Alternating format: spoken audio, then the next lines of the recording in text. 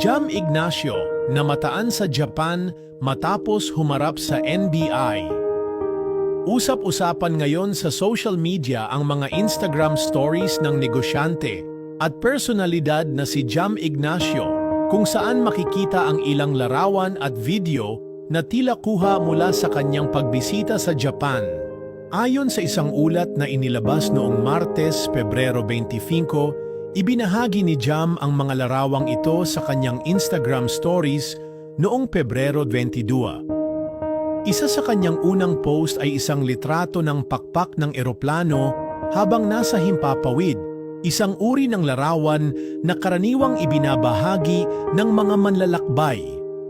Kasunod nito ay isang larawan na kuha sa isang train station ng Keihin Tohoku Line, isang linya ng tren sa Japan na bumabagtas sa mga lungsod ng Saitama, Kawaguchi, Tokyo, Kawasaki at Yokohama. Bagamat malinaw na ipinakita sa kanyang mga post ang mga tanawin sa Japan, nananatiling hindi tiyak kung ito ay mula sa isang kasalukuyang biyahe o kung ito ay mga late uploads mula sa isang naunang paglalakbay. Ang sunod-sunod na Instagram stories ni Jam ay agad na naging usap-usapan sa online community kung saan maraming netizens ang nagpahayag ng kani-kanilang opinyon at espekulasyon ukol sa kung nasaan nga ba siya sa kasalukuyan.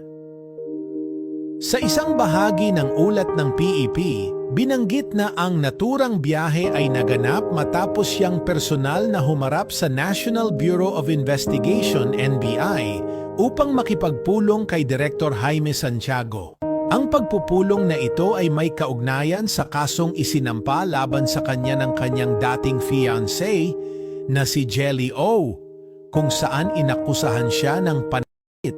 Matatandaang naging kontrobersyal ang relasyon ni Jam at Jelly matapos lumabas ang mga alegasyon laban sa negosyante.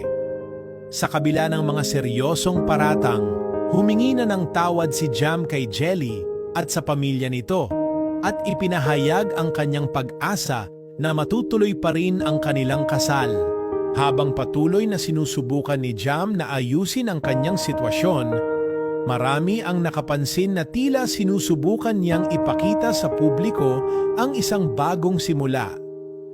Bagamat hindi malinaw kung may koneksyon ang kanyang pagbisita sa Japan sa kasalukuyang issue sa kanyang personal na buhay, hindi maikakaila na ang kanyang mga social media posts ay patuloy na sinusubaybayan ng marami. Sa gitna ng mga kontrobersyang bumabalot sa kanyang pangalan, ipinapakita ni Jam na nananatili siyang determinado na harapin ang kanyang mga pagsubok.